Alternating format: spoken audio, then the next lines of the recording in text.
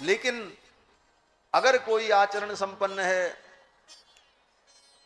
भजनानंदी है, तपह पूत है, तो ऐसे व्यक्ति का उच्छिष्ट प्रसाद अगर मिल जाए तो उससे बुद्धि शुद्ध हो जाती। अन्यत्र जूठा खाने से बुद्धि भ्रष्ट हो जाती, लेकिन ऐसे पवित्र महापुरुषों का उच्छिष्ट प्रसाद मिल जाए तो बुद्धि शुद्ध हो जाती। ये नारद जी अपने जीवन का वृत्तांत बता रहे हैं। मैं 5 वर्ष का बालक था, उन महात्माओं का उच्छिष्ट प्रसाद मिला, बुद्धि शुद्ध हो गई।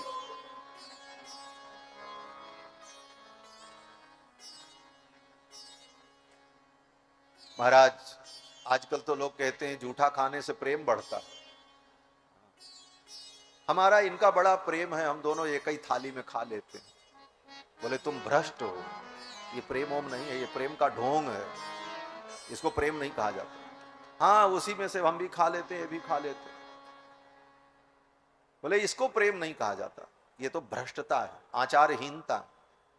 अगर जूठा खाने से प्रेम होता तो मोहल्ले के जितने कुत्ते होते हैं सब प्रेमी बन गए होते, क्योंकि सब जूठा ही खाते हैं दिन में, और जूठा खाने के बाद भी एक दूसरे से भाव भाव करके लड़ते रहते।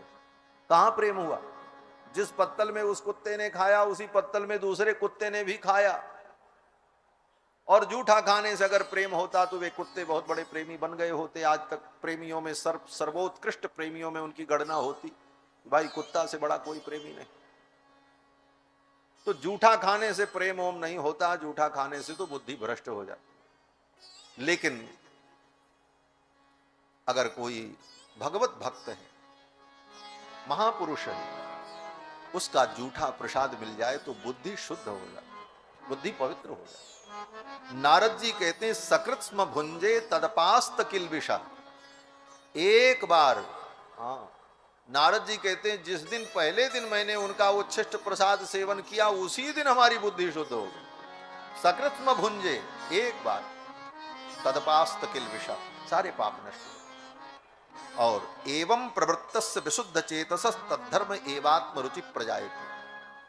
चित्त शुद्ध हो गया और भागवत धर्म में हमारी रुचि उत्पन्न हो गई। फिर तो उन महात्माओं ने मुझे जब देखा तो मुझे ध्यान की विधि बता दी। उन महात्माओं को यह सब पता चल जाता है कि कौन सच्चा प्रेमी है, किसके हृदय में भक्ति है।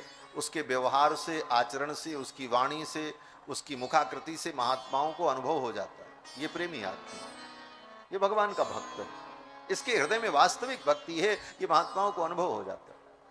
उन महात्माओं को अनुभव हो गया। नारद जी कहते मैं 5 वर्ष का था, दासी पुत्र। उन महात्माओं ने जान लिया। कैसे जान लिया?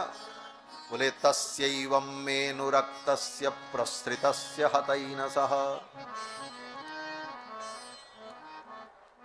तस्यैवं मेनुरक्तस्य, मेरी उन संतों में अनुरक्ति थी और उन्हीं के मैं आश्रित था और मेरी श्रद्धा भी थी। इस कारण से उन महात्माओं ने प्रसन्न होकर के मुझे ध्यान की विधि सिखा दी।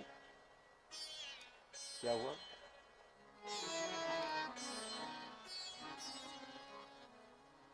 श्री सीतारामचंद्र भगवान की जय।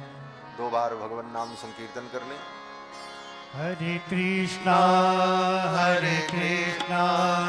कृष्णा कृष्णा हरे हरे, हरे राम राम राम हरे हरे, हरे कृष्णा कृष्णा कृष्णा हरे हरे, हरे राम हरे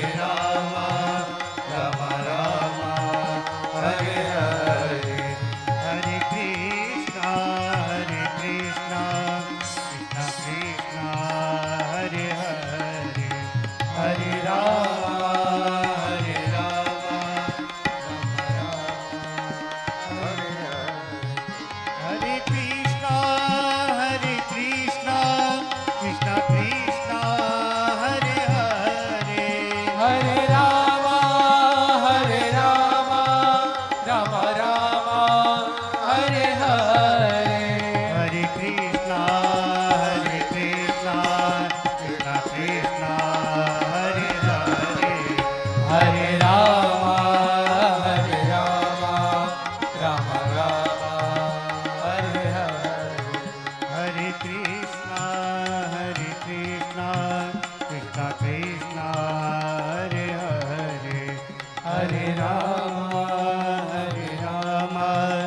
राम राम हरे हरे हरे कृष्णा कृष्णा कृष्णा हरे हरे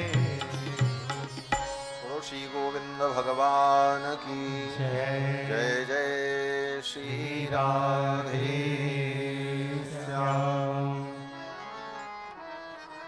नारद जी कहते हैं कि उन महात्माओं के उच्छिष्ट सेवन से मेरी बुद्धि शुद्ध हो गई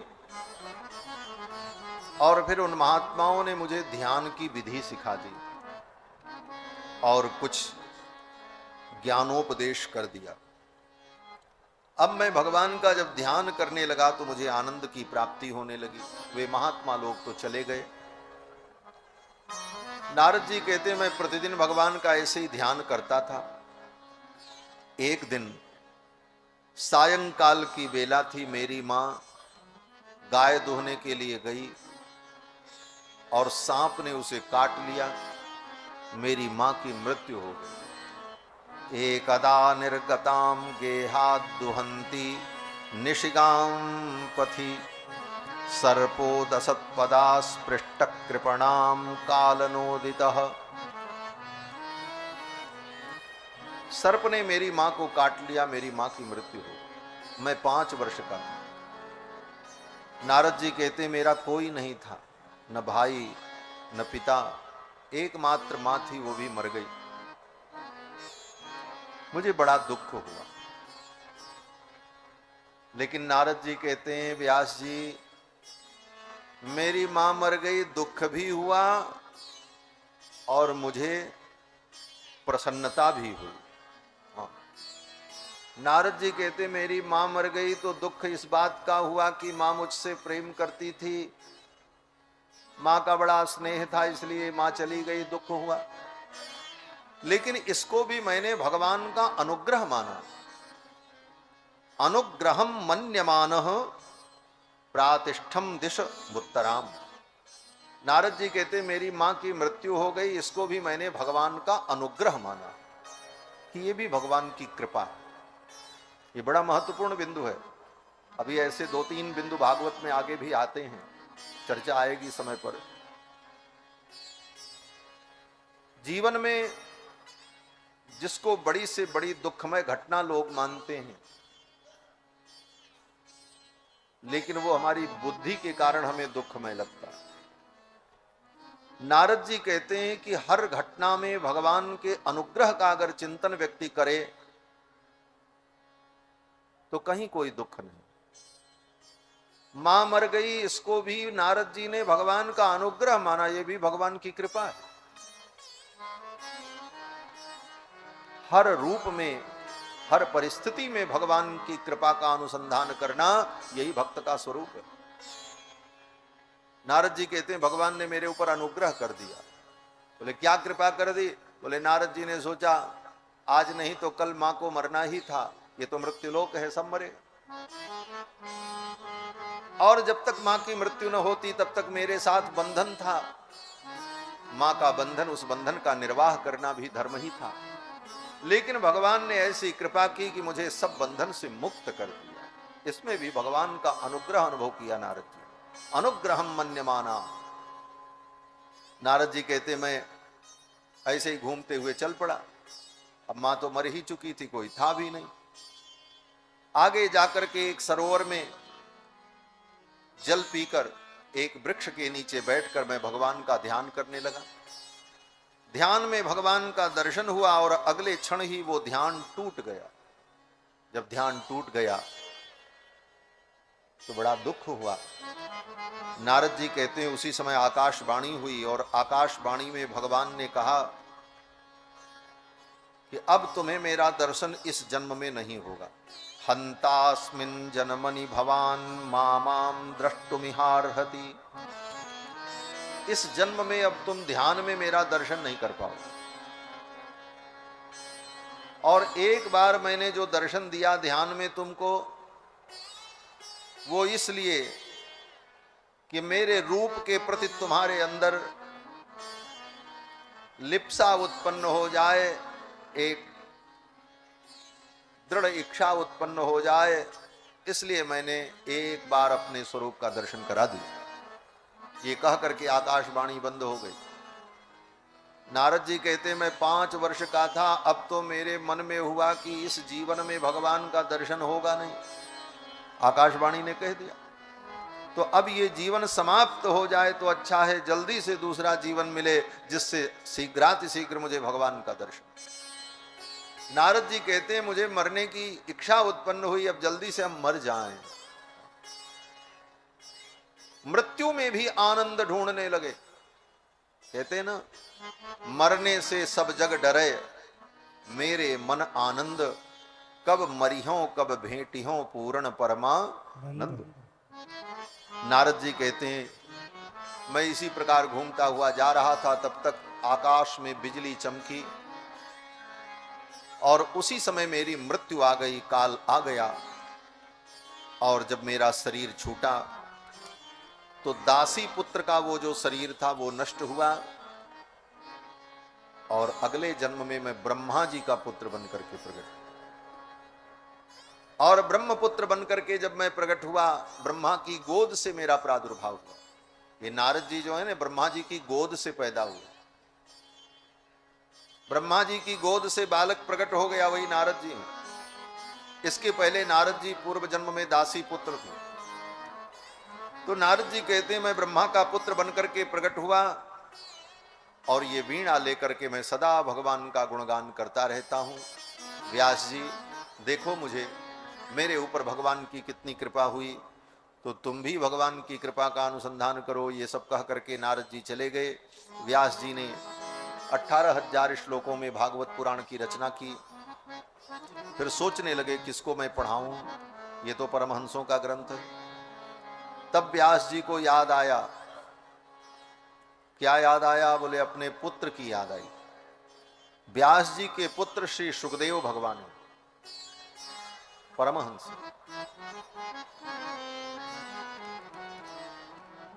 12 वर्ष तक अपनी मां के गर्भ में रहे सुखदेव भगवान,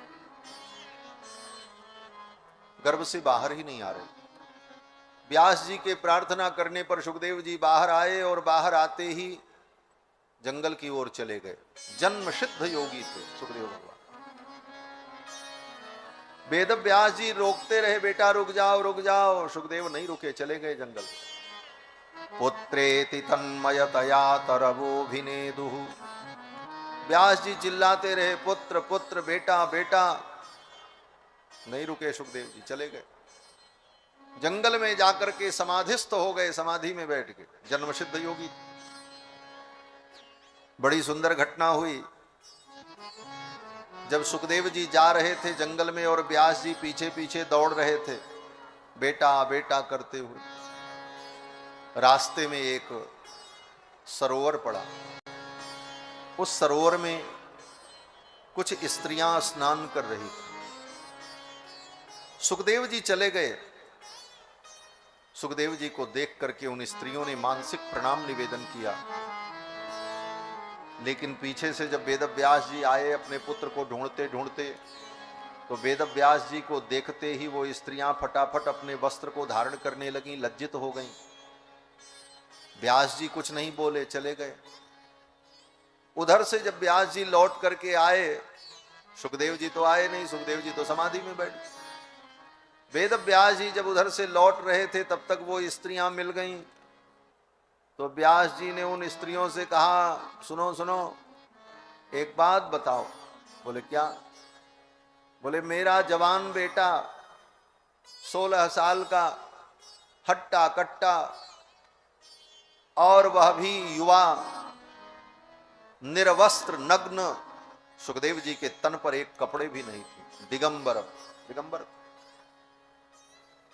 प्रलंब बाहुम समरोत्तमाभम आजान बाहु, बड़े सुंदर नेत्र, गभुआरी अलकावली, कृष्ण वर्ण, 16 वर्ष की अवस्था और दिगंबर, शरीर पर एक वस्त्र भी नहीं, अलक्ष लिंगो, शरीर पर कोई चिन्ह नहीं, न गले में कंठी, न मस्तक पर तिलक, न कंधे पर यज्ञोपवीत, न हाथ में कलावा, न कोई गंडा, न बंधन, न माला, कुछ नहीं, परमहंस। वेद व्यास जी कहते मेरा जवान पुत्र नग्न निर्वस्त्र इस मार्ग से चला गया और उसे देख करके तुमको लज्जा नहीं आई, और मुझ बूढ़े को देखकर जिसके केश पक गए, अंगम गलितम पलितम मुंडम, ऐसे वृद्ध को देख करके तुमने लज्जा किया। तो स्त्रियां बोल पड़ी। उन स्त्रियों ने कहा कि तद्वीक्ष पृक्षति मुनौ जगदुस्तवास्ति स्त्री पुंभिदान तु सुतस्य विविक्त दृष्टे। हे व्यास जी, परमहंस सुखदेव जी से लज्जा करने का कोई औचित्य नहीं था। क्यों? बोले परमहंस सुखदेव जी जो आपके पुत्र हैं, उनकी दृष्टि में स्त्री पुरुष का कोई भेद ही नहीं। वो जानते ही नहीं है कि स्त्री किसको कहते हैं, पुरुष किसको कहते हैं। उनको पता ही नहीं है जूता और जूती में अंतर क्या है, कंचुक और कंचुकी में अंतर क्या है, चादर और ओढ़नी में क्या अंतर है, ये सुखदेव को पता ही नहीं है। और जिसे स्त्री पुरुष के भेद का ज्ञान नहीं, उससे स्त्री हो चाहे पुरुष हो, किसी को क्या लज्जा हो सकती। और आप भले वृद्ध हैं, लेकिन आपको स्त्री पुरुष के भेद का ज्ञान है, संसार के विविध वस्तुओं के भेद का ज्ञान है, लेकिन सुखदेव को तो अभेदक ज्ञान है। अभेदक ज्ञान माने अद्वैत ज्ञान, ब्रह्म ज्ञान। इसलिए उनसे लज्जा का कोई प्रसंग नहीं। ऐसे परमहंस सुखदेव भगवान जाकर के समाधि में बैठे। वेदव्यास जी ने जब भागवत की रचना की तो वेदव्यास जी ने सोचा मैं अपने पुत्र को ये भागवत पढ़ा दूं, वो इसका अधिकारी है, क्योंकि वो परमहंस है। लेकिन वो तो बुलाने पे नहीं आया। तब व्यास जी ने क्या किया, बोले भागवत के 2 श्लोक अपने शिष्यों को याद कराया, 4 श्लोक, और कहा जाओ इन श्लोकों को वहां जाकर के पाठ करो जहां पर सुखदेव ध्यान में बैठे हैं, समाधि में बैठे। अब शिष्य लोग आए वेदव्यास जी के। सुखदेव जी तो समाधि में बैठे थे, पद्मासन लगा करके ध्यान मुद्रा में। वेदव्यास जी के शिष्य ब्रह्मचारी आए, वहीं थोड़ी दूर पर बैठ गए और भागवत के एक श्लोक का वाचन किया। कौन सा श्लोक? बोले अहो बकीयम स्तन कालकूटम जिघाम सयापाय यदप्यसाध्वी लेभे गतिम धातृचिताम ततोन्यम कम वा दयालुम शरणं ब्रजेम। इसी श्लोक का पाठ किया। सुखदेव जी की समाधि छूट गई। इस श्लोक का भाव क्या है? बोले इस श्लोक में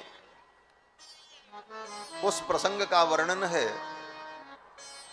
जब भगवान ने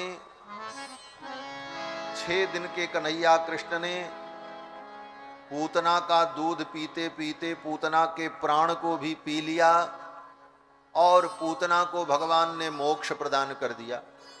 इस कथा का एक श्लोक में वर्णन, अहो बकीयम, ये बकासुर की बहन बकी पूतना कितनी भाग्यशालिनी है।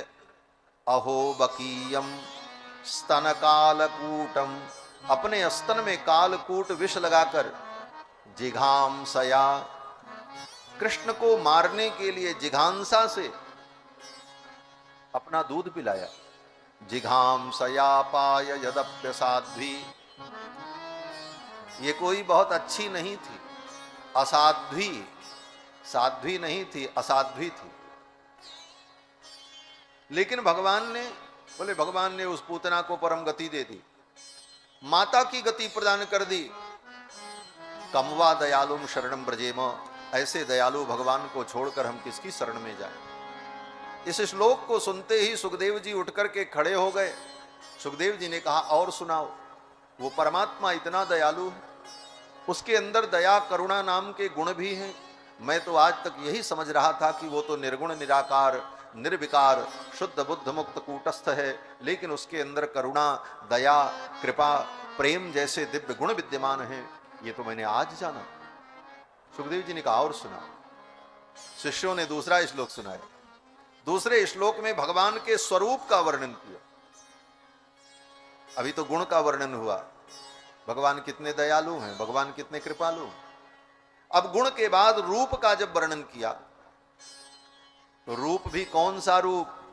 बोले भगवान जब मोर मुकुट धारण करके, कानों में कनेर पुष्प के कुंडल धारण करके, पीतांबर पहने हुए, बंशी बजाते हुए, नंगे पांव, बछड़ों के गायों के पीछे पीछे पैदल चलते हुए, गोप सखाओं से आवृत गोविंद गोचारण के लिए वृंदावन में प्रवेश करते हैं, उस झांकी का वर्णन एक श्लोक में किया। बरहापीडम नटवर बपु कर्णयो कर्णिकारम बिभ्रद्वासक कनक कपिशम वैजयंतीं च मालां रंधान वेणोरधर सुधया पूरयन् गोपवृंदैः वृंदारण्यम स्वपदरमणं प्राविशद्गीतकीर्तिः। ये उस समय की झांकी जब भगवान गोचारण के लिए जा रहे हैं। बरहापीडम, मोर के पंख का आपीड मुकुट धारण कर रखा। नटवर बपु, नटवर का स्वरूप है। कर्णयोः कर्णिकारम, कानों में कनेर पुष्प के कुंडल। बिभ्रत बासक कनक कपिशम, स्वर्ण के समान चमकता हुआ भगवान का पीतांबर। वैजयंतीं च मालां, गले में सुंदर वैजयंती की माला। रंधान वेणोरधर सुधया, वेणु के वंशी के छिद्रों को अपने अधर के रस से आपूरित करते हुए, सुंदर स्वर लहरी प्रकट करते हुए भगवान गायों के पीछे पीछे वृंदारण्यम स्वपद रमणम प्राविशत गीत कीर्ति ही। इस झांकी का वर्णन किया तो सुखदेव जी रो पड़े। उस ठाकुर की झांकी इतनी सुंदर, और सुनाओ और सुनाओ। ध्यान में उस ब्रह्म का चिंतन करके वो सुख नहीं मिला जो सुख ठाकुर के स्वरूप का वर्णन सुनकर के मिला। क्योंकि भगवान के सगुण साकार रूप का दर्शन चिंतन में जो सुख है, वह भगवान के निर्गुण निराकार निर्विकार रूप के चिंतन में वो सुख नहीं होता। श्री जनक जी महाराज मिथिलाधिपति बड़े ज्ञानी थे, लेकिन जब राम जी का दर्शन किया, सगुण साकार ब्रह्म का दर्शन किया, तो जनक जी को भी कहना पड़ा, इनहि बिलोकत अति अनुरागा बरबस ब्रह्म सुखई मन त्यागा। मेरे मन ने उस ब्रह्म सुख का त्याग कर दिया, इनको देख करके तो बहुत सुख मिल रहा। सुखदेव भगवान भी कहने लगे और सुनाओ। शिष्यों ने कहा और सुनना है तो हमारे गुरु जी के पास चलो। सुखदेव जी ने कहा चलो। समाधि छोड़ करके सुखदेव जी आ गए। ये वही सुखदेव हैं जो वेद व्यास जी के बुलाने पर नहीं आ रहे थे, आज बिना बुलाए चले आए। क्यों? बोले कथा सुनने आ गए। कथा से इतना प्रेम। अपनी समाधि छोड़ दी कथा के लिए। हम लोग अपनी उपाधि नहीं छोड़ पाते, अपनी आधी व्याधि नहीं छोड़ पाते। सुखदेव अपनी समाधि तक छोड़ करके चले आए कथा सुनने के लिए, और अपने पिता के चरणों में बैठ गए और कहा, हे पिता, आप मुझे भगवान की कथा सुनाओ। फिर तो वेद व्यास जी ने 18,000 श्लोक परमित इस संहिता को सुखदेव जी को सुनाया, और सुखदेव जी ने इसे हृदयंगम कर लिया। और समय आने पर सुखदेव जी ने राजा परीक्षित को सुनाया। राजा परीक्षित को कब सुनाया? बोले ये राजा परीक्षित कौन है? बोले पांडव के पौत्र हैं, अर्जुन के पुत्र अभिमन्यु और अभिमन्यु के पुत्र महाराज परीक्षित हैं। अर्जुन के पौत्र हैं और भगवान के, बोले भगवान कृष्ण के भांजे के पुत्र हैं। भगवान की सगी बहन सुभद्रा, कृष्ण भगवान, सुभद्रा का विवाह अर्जुन से हुआ और उनके पुत्र अभिमन्यु हुए, और अभिमन्यु के पुत्र महाराज परीक्षित। परीक्षित को कथा सुखदेव जी ने कब सुनाई? बोले जब महाभारत युद्ध समाप्त होने वाला था, अश्वत्थामा ने द्रौपदी के 5 पुत्रों की हत्या कर दी। द्रोणाचार्य के पुत्र अश्वत्थामा ने द्रौपदी के 5 पुत्रों को सोते हुए मार डाला। अर्जुन गए पकड़ने के लिए, भगवान भी साथ में गए। अश्वत्थामा को पकड़ लिया।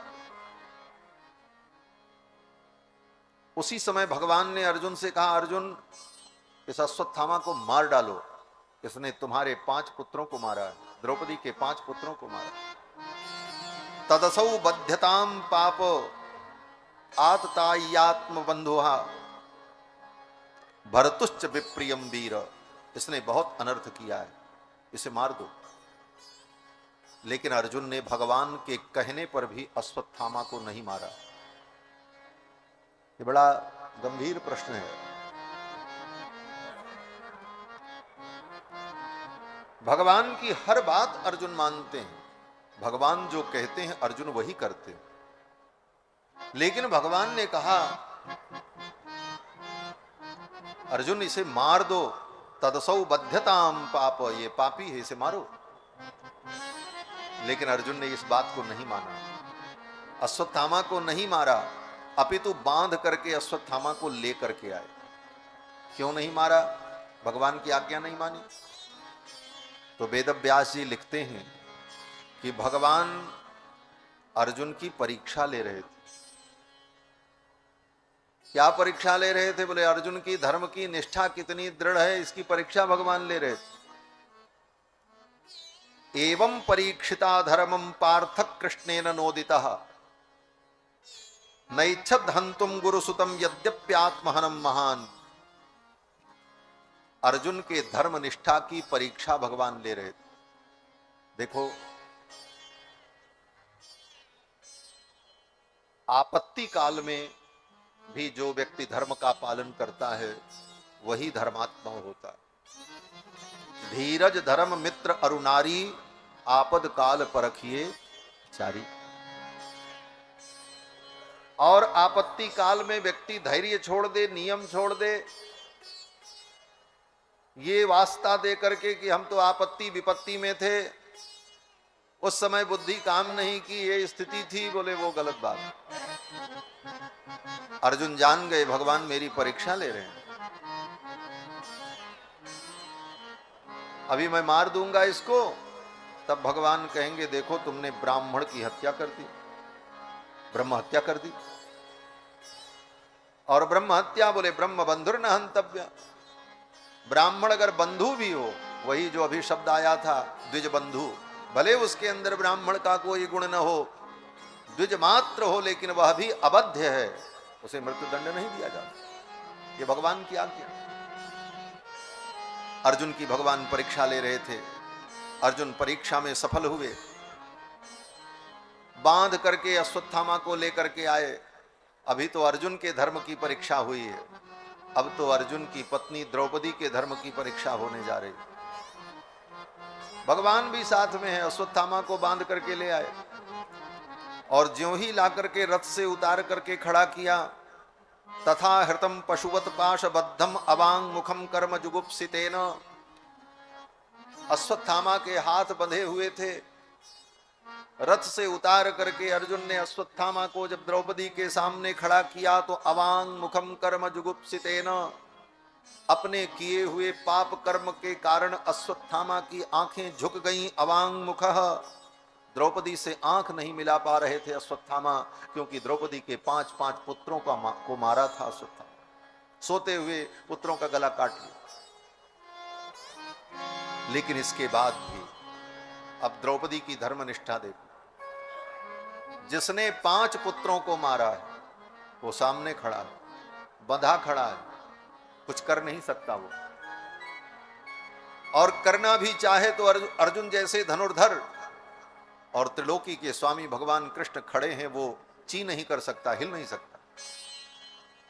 लेकिन द्रौपदी ने निरीक्ष कृष्णापकृतम गुरो सुतम वाम स्वभावा कृपया ननाम च गुरु के पुत्र को, द्रोणाचार्य के पुत्र अश्वत्थामा को देखकर निरीक्ष कृष्णापकृतम गुरो सुतम, उस पुत्र को देखकर जिसने अपकार किया है, जिसने पुत्रों को मारा है, ऐसे अश्वत्थामा को देखकर द्रौपदी ने क्रोध नहीं किया।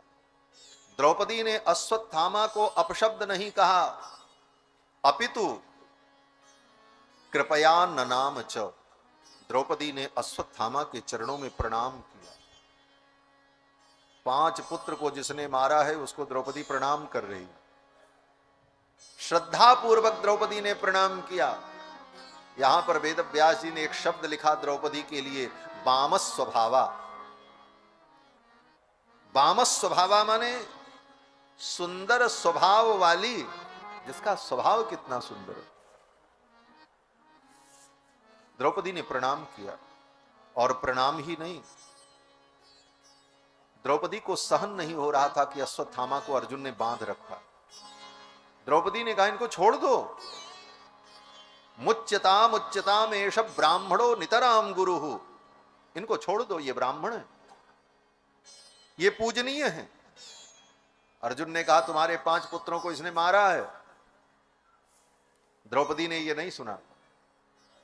द्रौपदी कहती हैं जिनसे आपने समस्त विद्याएं प्राप्त की हैं, स रहस्यो धनुर्वेदः स विसर्गोपसंयमः अस्त्रगामश्च भवता शिक्षितो यदनुग्रहात्, जिसके अनुग्रह से समस्त विद्याएं आपने प्राप्त की है, वो भगवान द्रोणाचार्य जो आपके गुरु हैं, वो द्रोणाचार्य कहीं गए नहीं हैं। अर्जुन ने कहा वो तो मर चुके हैं महाभारत युद्ध में। द्रौपदी ने कहा है वो मरे नहीं हैं। सएष भगवान द्रोण प्रजारूपेण वर्तते, भगवान द्रोणाचार्य ही पुत्र अश्वत्थामा के रूप में आपके सामने खड़े हैं। आचार्य का पुत्र आचार्य के समान ही आदरणीय होता है, आप इनको प्रणाम करो, इन्हें छोड़ दो। द्रौपदी की इस धर्मनिष्ठा को देखकर भगवान बड़े प्रसन्न हुए। बाद में कथा बड़ी लंबी है, बड़े प्रसंग हैं इनमें, लेकिन समय नहीं। और हमारे पास तो समय है लेकिन आपके पास समय नहीं है, सब उठ के चले जाएंगे, हम जान रहे हैं।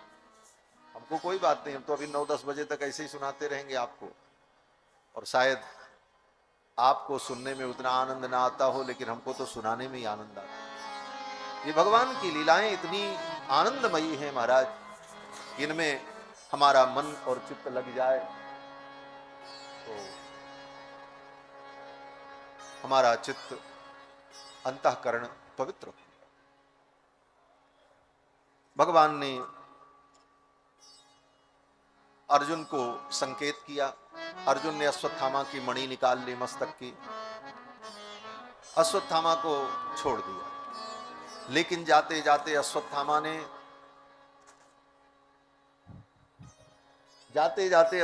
ने अभिमन्यु की विधवा पत्नी उत्तरा के गर्भ पर ब्रह्मास्त्र चला दिया, फिर गलती की।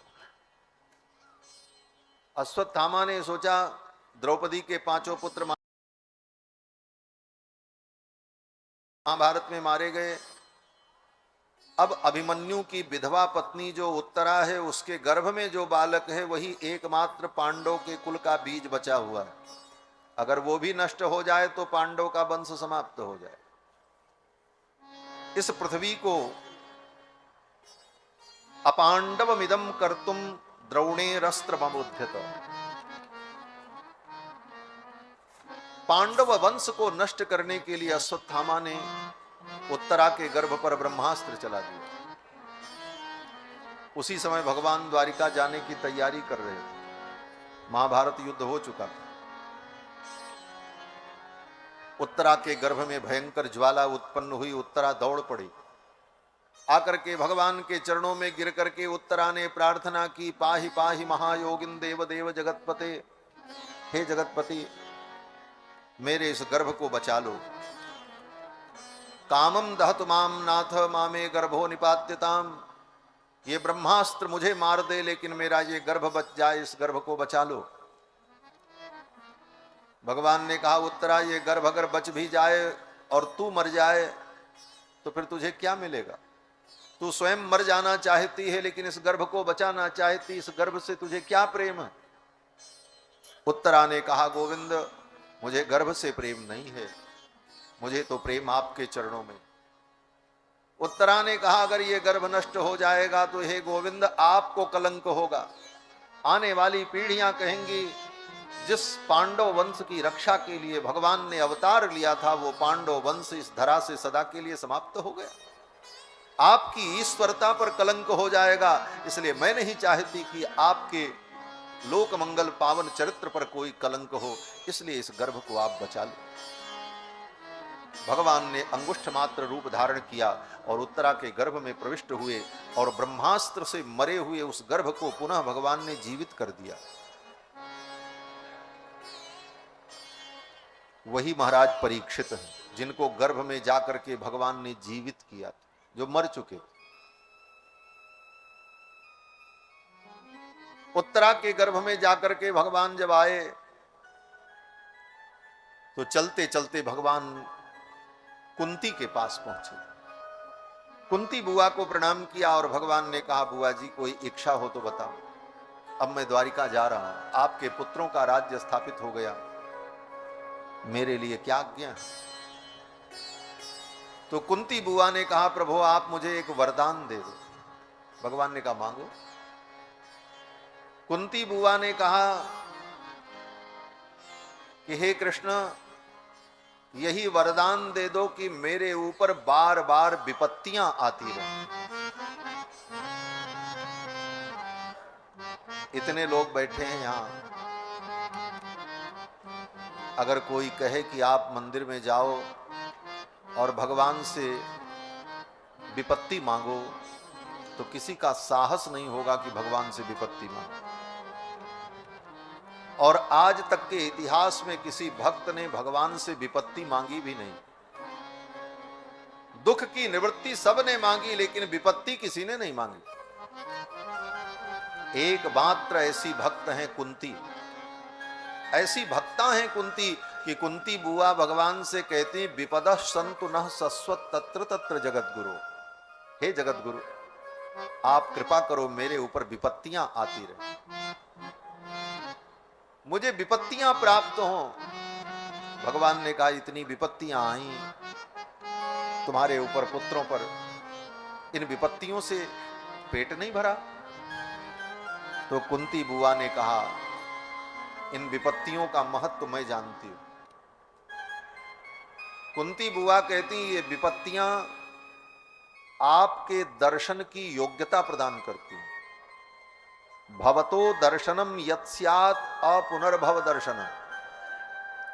जिसके जीवन में विपत्तियां नहीं आई वो कभी भगवान को पहचान नहीं सकता। जिसके जीवन में विपत्ति नहीं आई वो कभी भगवान को जान नहीं सकता। जिसके जीवन में कभी विपत्ति नहीं आई वो भगवान का अनुभव नहीं कर सकता। ये विपत्तियां ही तो आपका अनुभव कराती हैं। भगवान ने कुंती बुआ को सांत्वना दी और जब चलने लगे तो कुंती बुआ ने एक वरदान और मांगा। कुंती बुआ ने जो मांगा है बड़ा विचित्र मांगा। हमारा आपका साहस नहीं होगा मांगने का। पहले तो विपत्ति मांगा, फिर कुंती बुआ कहती हैं, कृष्ण संसार में किसी भी व्यक्ति में और किसी भी वस्तु में मेरी आसक्ति नहीं है। हां थोड़ी आसक्ति है। किसमें?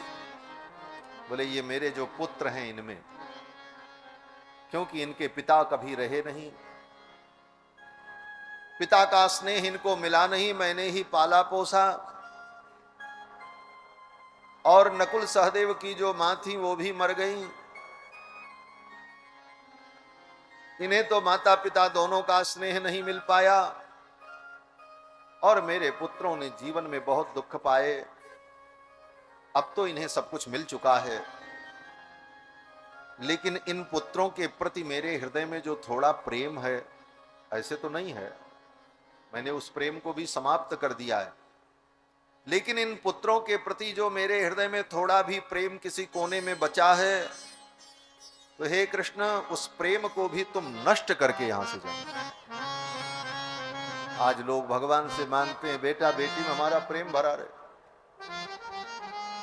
कुंती का ज्ञान देखो, कुंती कहती हैं स्नेह पास मिमम छिंदी दृढ़म पांडुसु विष्णुसु, इन पांडवों में पुत्रों में मेरा जो स्नेह है इसको आप तोड़ करके जाना, नष्ट करके जाना। कहीं भी मेरे हृदय में इन अपने पुत्रों के प्रति कोई प्रेम बचे ना, उस प्रेम को नष्ट करके जाना। अगर कहीं मेरे हृदय में इन पुत्रों के प्रति कोई आसक्ति बची रही गई तो मरते समय इन पुत्रों का स्मरण हो जाएगा, मेरा तो मरण बिगड़ जाएगा। हे गोविंद आपके चरणों का स्मरण। भगवान ने वहां से विदा ली। इसके बाद भगवान को अपने एक भक्त की और याद आ गई। कौन? बोले पितामह। कुरुक्षेत्र में बाण की सैया पर पड़े मृत्यु की प्रतीक्षा कर रहे थे। भगवान ने ऋषि मुनियों को साथ में लिया, अर्जुन पांडव को लिया, सबको लेकर के पहुंचे पितामह का दर्शन करने के। पर्वतो नारदो धौम्यो भगवान बादरायण, महर्षि पर्वत, महर्षि बादरायण, महर्षि धौम्य, ये सब ऋषि मुनि महात्मा पहुंचे भीष्म पितामह के अंतिम प्रयाण को देखने के लिए। भगवान जब सबको लेकर के पहुंचे वहां पर तो पितामह ने युधिष्ठिर से कहा, जिसको तुम अपने मामा का बेटा समझते हो, यन मन्यसे मातुलेयम, ये केवल तुम्हारे नहीं है, ये सबके हैं। सर्वात्मन समदृशो, ये सर्वात्मा है और ये सबके हैं। इसका यही प्रमाण है कि मेरे ऊपर कृपा करने के लिए स्वयं चल करके यहां तक आए। इनके मति में वैषम्य नहीं है, तत्कृतम मति वैषम्यम।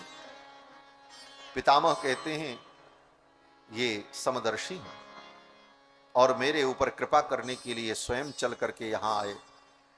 और पितामह ने भगवान की बड़ी सुंदर स्तुति की।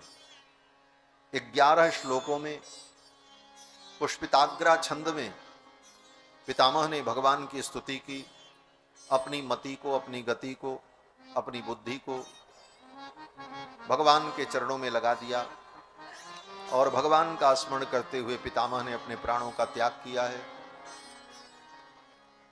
लोग कहते हैं कि पितामह उत्तरायण की प्रतीक्षा कर रहे थे और लिखा भी है, उत्तरायण की प्रतीक्षा कर रहे थे, उत्तरायण आ जाए तब मैं अपने प्राणों का त्याग करूं।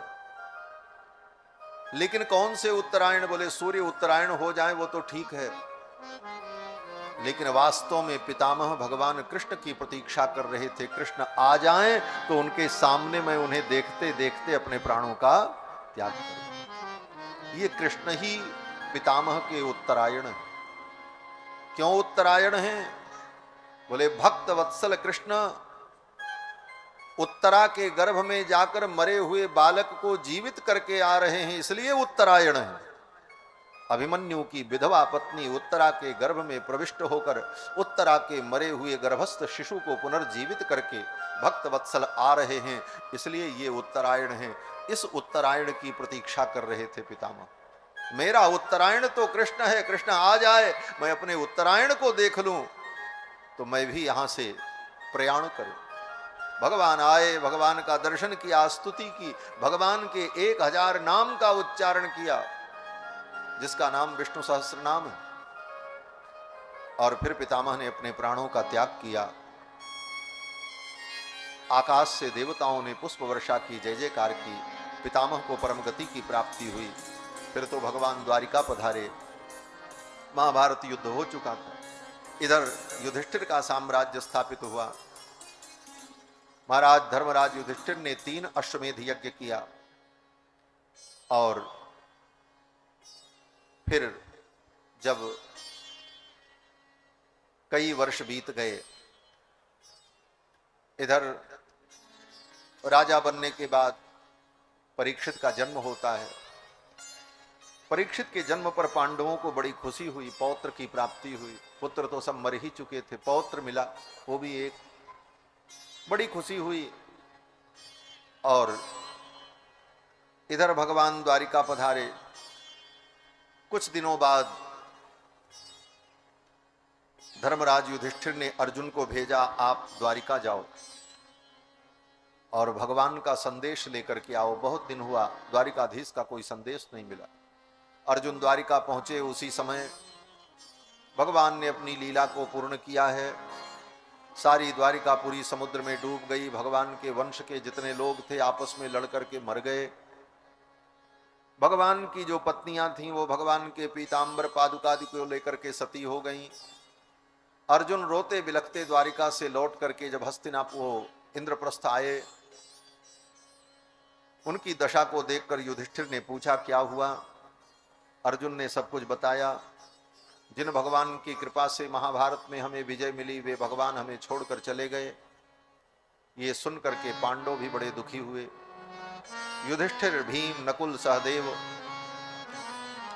और द्रौपदी इन सब ने निर्णय किया कि अब मुझे भी धरती छोड़ देना चाहिए और अपने पौत्र महाराज परीक्षित को, अभिमन्यु के पुत्र परीक्षित को बुला करके युधिष्ठिर ने राज सिंहासन पर बैठा दिया और पांचों पांडव उत्तराखंड की ओर स्वर्गारोहण के लिए चल पड़े।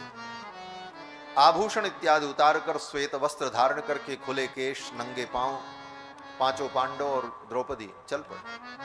क्रमशः उत्तराखंड में पैदल यात्रा करते हुए इन्होंने अपने शरीर का त्याग किया और स्वर्ग प्रस्थान किया। और इधर परीक्षित राजा हुए। परीक्षित ने भी 3 अश्वमेध यज्ञ किया, दिग्विजय किया। इसी दिग्विजय के क्रम में कलयुग का निग्रह किया है। और एक दिन महाराज परीक्षित के द्वारा बड़ी विचित्र घटना हो गई। महाराज परीक्षित ने जंगल में शिकार खेलने के क्रम में एक महात्मा के गले में मरा हुआ सर्प डाल दिया। प्यास से व्याकुल होकर के जा रहे थे, महात्मा का आश्रम दिखाई पड़ा। पूछा मुझे पानी चाहिए। महात्मा समाधि में थे। महाराज परीक्षित को क्रोध आ गया। भूख प्यास से व्याकुल थे, थके भी थे, क्रोध आ गया। देखा बगल में एक मरा सांप पड़ा था। धनुष की नोक से उस मरे हुए सांप को ऐसे उठाया और महात्मा के गले में डाल दिया। क्रोध में ऐसा उनके द्वारा हो गया। परिणाम बड़ा भयानक हुआ। उन महात्मा के पुत्र श्रृंगी ने शाप दे दिया, जिस राजा ने मेरे पिता के गले में मरे हुए सर्प को डाला है, आज के 7वें दिन उसे तक्षक नाग काट ले, उसकी मृत्यु होगी। ये साप सुनकर के महाराज परीक्षित को वैराग्य हो गया। उन्होंने अपना राज्य अपने पुत्र जन्मेजय को दे दिया और सब कुछ छोड़कर गंगा के तट पर आकर के बैठ गए। क्यों? बोले अब 7वें दिन मरना, साप हो गया। 7वें दिन मरना है। ये शाप जब हुआ, गंगा के तट पर आकर के बैठ गए। बड़े बड़े ऋषि मुनि महात्मा वहां एकत्रित हो गए। ये समाचार सुनकर कहीं से घूमते हुए सुखदेव भगवान भी आ गए। तत्रा भवत भगवान व्यासपुत्रो यदृक्षया गामटमानो नपेक्षः अलक्षलिंगो निजलाभ तुष्टो वृतश्च बालैरवधूत वेशः। अवधूत वेश धारण किए हुए परमहंस सुखदेव भगवान आ गए। सुखदेव भगवान जब आए तो सभी मुनियों ने सुखदेव जी का आदर किया। राजा परीक्षित ने उनको आसन दिया, गंगा के तट पर बैठ गए। बड़ी भारी सभा एकत्रित हो गई महाराज।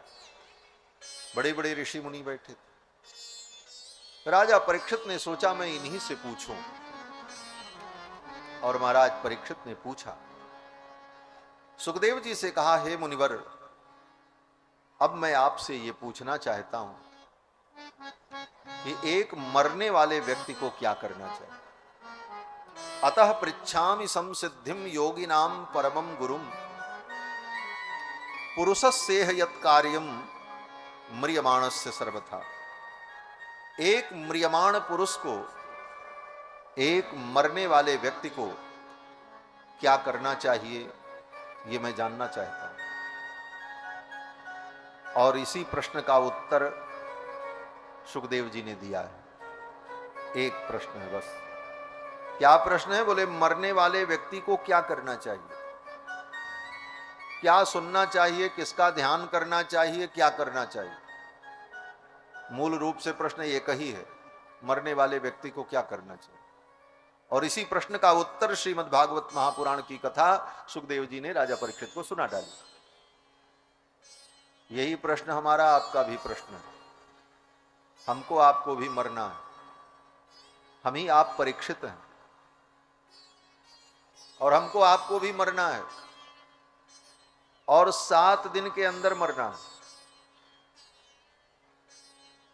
7 दिन में मरना। क्यों? बोले 7 ही दिन होता है, 8वां दिन होता ही नहीं। रविवार, सोमवार, मंगलवार, बुधवार, बृहस्पतिवार, शुक्रवार, शनिवार। कोई शनिवार को मरेगा, कोई मंगलवार को मरेगा, कोई बुधवार को मरेगा। 7 दिन में सबको मरना। हम ही आप परीक्षित हैं और 7 दिन में हमको आपको मरना है। और किसके द्वारा मृत्यु होगी? बोले काल के द्वारा। काल ब्याल मुखग्रास। काल ही सबको मारता है। कारण भले कुछ दिखाई पड़े, अमुक व्यक्ति जहर खा करके मर गया, उसकी गोली से मृत्यु हो गई, उसकी एक्सीडेंट से मृत्यु हो गई, उसकी मृत्यु कैंसर से हो गई। ये सब कारण दिखते हैं, लेकिन वास्तविक मृत्यु का कारण तो काल है। काल ब्याल मुखग्रास, त्रास निर्णास है। और वो काल सर्प रूप है। राजा परीक्षित को तक्षक काटेगा। काल हमको भी डसेगा। काल चिड़ैया चुग रही निस्दिन आयु खेत। एक काल रूपी चिड़िया हमारे आपके आयु रूपी खेती के एक एक अन्न को रोज चुग रही है। 1 सेकेंड, 1 मिनट, 1 घंटा, 1 पहर, 1 दिन, 1 हफ्ता, 1 महीना, 1 वर्ष, ऐसे करते करते जीवन का समय समाप्त हो रहा है और हम खुशी मना रहे हैं। क्या? बोले जन्मदिन। हमारा जन्मदिन आ रहा है। बोले जन्मदिन नहीं आ रहा है, तुम्हारा मरण दिन सन्निकट आ रहा है। एक एक दिन बीत रहा है, तुम मृत्यु की ओर जा रहे हो। जन्मदिन नहीं आ रहा, तुम मृत्यु की ओर जा रहे हो। समय तुमको व्यतीत कर रहा है, तुम समय को नहीं व्यतीत कर रहे हो, समय तुमको व्यतीत करेगा। व्यतीत का मतलब विशिष्ट रूपेण अतीत। अतीत माने भूत। व्यतीत, ये समय तुमको अतीत में ले जाएगा। तुम कहानियां बन जाओगे भूतकाल की। लोग नाम लेंगे अमुक व्यक्ति थे, अब नहीं। तुमने समय को नहीं बिताया, समय ने ही तुमको व्यतीत कर दिया। सत्य तो ये, कालो न यातो वयमेव यातः। काल को हमने नहीं बिताया, काल ने ही हमको बिता दिया। भोगम न भुक्ता वयमेव भुक्ता। भोगों को हमने नहीं भोगा, भोग ने हमको ही भोग लिया। अगर इन भोगों को भोगने से हम सुखी हो जाते तो हम मरते क्यों? ये भोग हमको भोग रहे हैं। जिन आंतों की छटपटाहट के लिए हम भोगों को भोगते हैं, खाते हैं, वही आंतें उन भोगों को भोगते भोगते एक दिन शक्तिहीन बन जाती हैं। फिर उन आंतों के अंदर भोजन पचाने की क्षमता ही खत्म हो जाती। अगर उन भोजन के भोगों से कुछ मिलता तो आंतें और मजबूत होती। परिणाम क्या निकला? बोले तर्क यही हुआ, परिणाम यही निकला। उन भोगों ने तुमको भोग डाला, तुम भोगों को नहीं भोग पाए। भोगम न भुक्ता भयमेव भुक्ता, कालो न यातो भयमेव यातो। तृष्णा न जीर्णा भयमेव जीर्णा। तृष्णा नहीं मरी, हम मर गए। ममता तू न गई मेरे मन से। ये तृष्णा नहीं मरती, हम मर जाते। अब तो राजा परीक्षित के इस प्रश्न को सुनकर सुखदेव भगवान बड़े प्रसन्न हुए और सुखदेव भगवान कथा का वर्णन करने लगे। अब जो कथा सुना रहे हैं वो सुखदेव जी सुनाएंगे। सच पूछो तो कल के 3 घंटे की कथा और आज के 3 घंटे की 4 घंटे की कथा जितनी हुई, ये तो अभी भागवत की भूमिका थी, अभी तो भागवत शुरू ही नहीं हुई। अब भागवत शुरू होगी।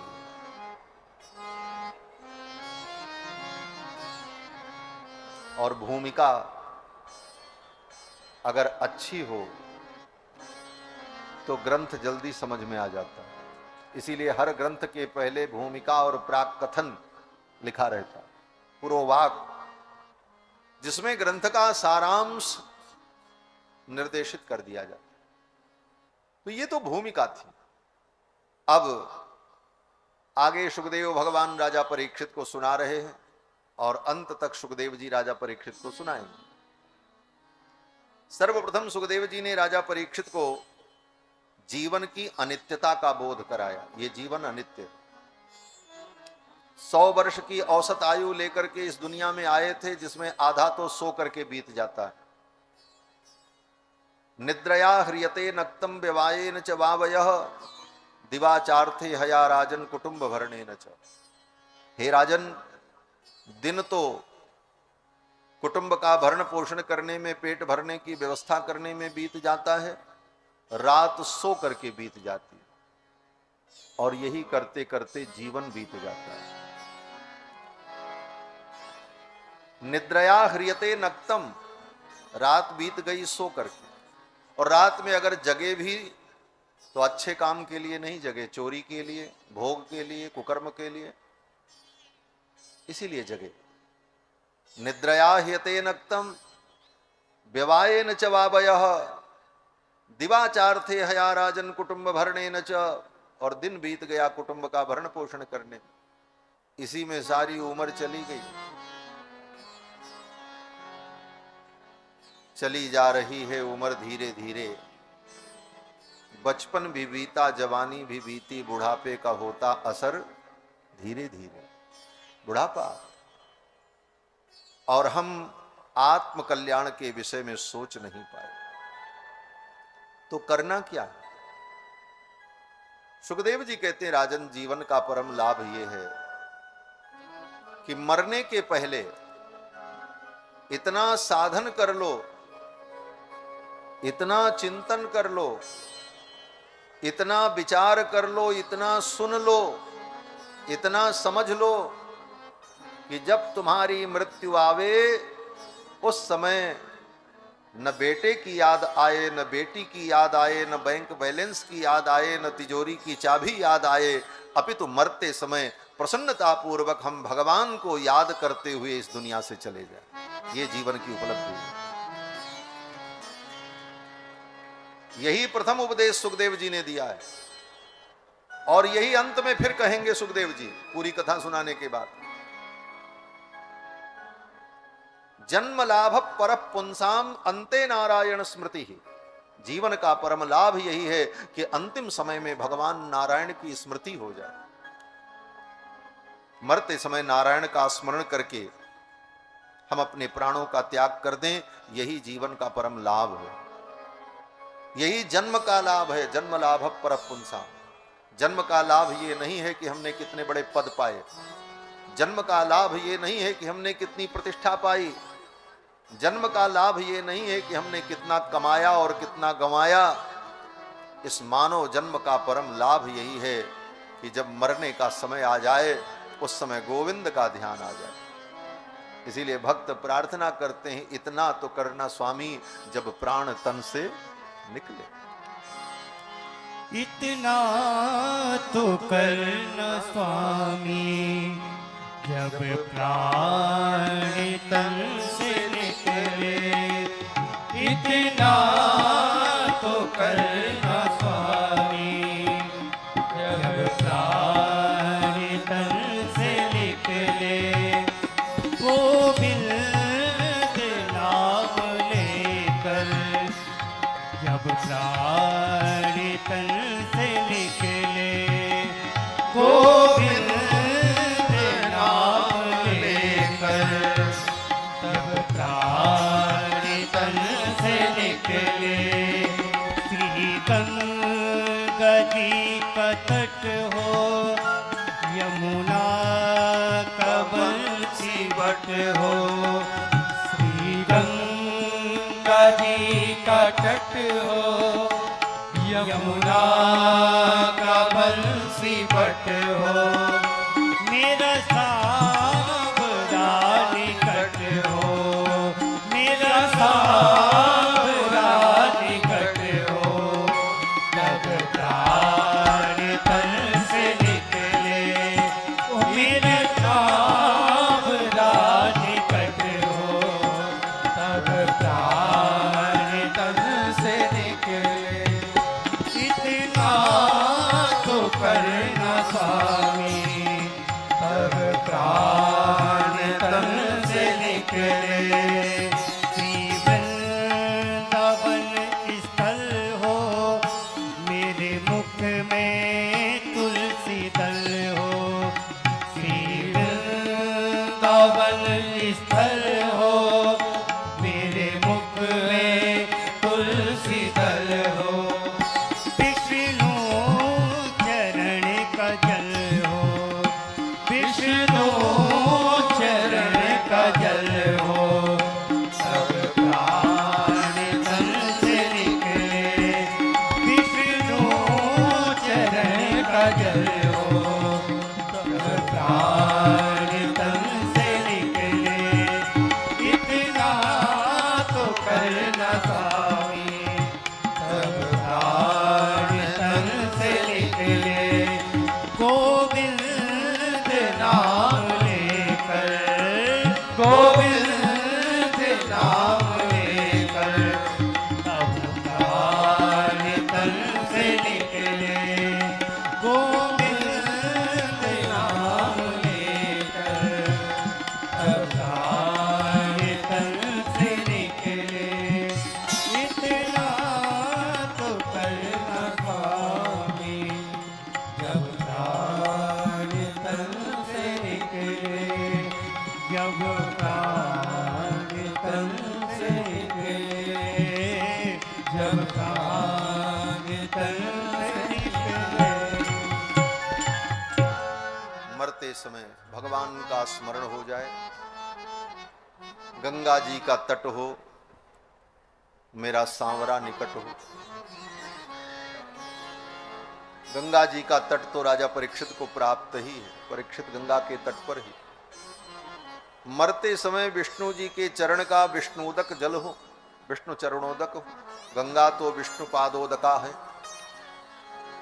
सुखदेव जी कहते हैं, राजन तुम अपना मन भगवान में लगाओ और भगवान का स्मरण करते करते 7वें दिन जब तुम शरीर त्यागोगे तो भगवान को प्राप्त हो जाओ। बस यही करना है, लेकिन ये इतना सरल भी नहीं। जीवन भर जिस चीज में मन लगाओगे मरते समय उसी का ध्यान आएगा। इसीलिए आज से अपना मन भगवान के चरणों में लगाने का जब हम अभ्यास करेंगे, नाम जपते रहेंगे, मंत्र जपते रहेंगे, कथा सुनते रहेंगे, मंदिर जाते रहेंगे, रामायण पढ़ते रहेंगे, गीता बाँचते रहेंगे, संतों का दर्शन करते रहेंगे, संतों की वाणी सुनते रहेंगे, तो यह सतत अभ्यास जब बन जाएगा जीवन में, तब मरने का समय जब आएगा तो भगवान की याद आ जाएगी। ऐसे नहीं आएगी। जन्म जन्म मुनि जतन कराएं, जन्म जन्म मुनि जतन कराही, अंत राम करियावत नाही। जन्म जन्म मुनि जतन कराही, अंत राम करियावत नाही। अंत राम करियावत नाही, अंत राम करियावत नाही। इतना सरल नहीं है कि मरते समय भगवान की याद आ जाए। आज से ही प्रयास में लगेंगे तब होगा। और अगर मरते समय राम जी का नाम मुख में आ गया, भगवान की याद आ गई, तो क्या होगा? बोले टेंशन फ्री हो जाओ, फिर कोई टेंशन नहीं। मरने के बाद कहाँ जाना है, क्या करना है, मरने के बाद कौन मेरा श्राद्ध करेगा, पिंडदान करेगा, मेरी गति होगी कि नहीं होगी, हमको कोई पानी देगा कि नहीं देगा, बोले कोई चिंता नहीं। भक्तों ने कहा राम का नाम लेकर जो मर जाएंगे, राम का नाम लेकर जो मर जाएंगे, वो अमर नाम दुनिया में कर जाएंगे, वो अमर नाम दुनिया में कर जाएंगे। ये न पूछो कि मर कर किधर जाएंगे, ये न पूछो कि मर कर किधर जाएंगे, ये न पूछो कि मर कर किधर जाएंगे, ये न पूछो कि मर कर किधर जाएंगे, वो जिधर भेज देंगे उधर जाएंगे, वो जिधर भेज देंगे उधर जाएंगे। राम का नाम लेकर जो मर जाएंगे, राम का नाम लेकर जो मर जाएंगे। टूट जाए न माला कहीं प्रेम की, टूट जाए न माला कहीं प्रेम की, वो टूट जाए न माला कहीं प्रेम की, टूट जाए न माला कहीं प्रेम की। कीमती ये रतन सब बिखर जाएंगे, कीमती ये रतन सब बिखर जाएंगे। राम का नाम लेकर जो मर जाएंगे, राम का नाम लेकर जो मर जाएंगे। बात मानो न मानो खुशी आपकी, बात मानो न मानो खुशी आपकी, बात मानो न मानो खुशी आपकी, बात मानो न मानो खुशी आपकी, बात मानो न मानो खुशी आपकी, बात मानो न मानो खुशी आपकी। हम मुसाफिर हैं कल अपने घर जाएंगे, हम मुसाफिर हैं कल अपने घर जाएंगे, हम मुसाफिर हैं कल अपने घर जाएंगे, हम मुसाफिर हैं कल अपने घर जाएंगे। राम का नाम लेकर जो मर जाएंगे, राम का नाम लेकर जो मर जाएंगे, वो अमर नाम दुनिया में कर जाएंगे, वो अमर नाम दुनिया कर जाएंगे। अच्युतम केशवम राम नारायणम, अच्युतम केशवम राम नारायणम, कृष्ण दामोदरम वासुदेवम हरिम, कृष्ण दामोदरम वासुदेवम हरिम, श्रीधरम माधवम गोपिका वल्लभम, श्रीधरम माधवम गोपिका वल्लभम, श्रीधरम माधवम गोपिका वल्लभम, श्रीधरम माधवम गोपिका वल्लभम, श्रीधरम माधवम गोपिका वल्लभम, श्रीधरम माधवम गोपिका वल्लभम, जानकी नायकम रामचंद्रम भजे, जानकी नायकम रामचंद्रम भजे, अच्युतम केशवम राम नारायणम, अच्युतम केशवम राम नारायणम, कृष्ण दामोदरम वासुदेवम हरिम, कृष्ण दामोदरम वासुदेवम हरिम, कृष्ण दामोदरम वासुदेवम हरिम, कृष्ण दामोदरम वासुदेवम हरिम। हरे कृष्णा कृष्णा कृष्णा हरे हरे, हरे रामा राम राम हरे हरे, हरे कृष्णा कृष्णा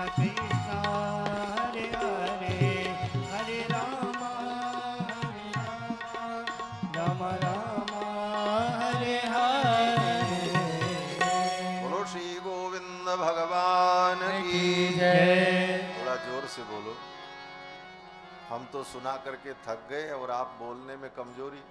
बोलो श्री सीतारामचंद्र भगवान की जय, श्री कृष्णचंद्र भगवान की जय, भागवत भगवान की जय, सुखदेव भगवान की जय। जय जय सीताराम।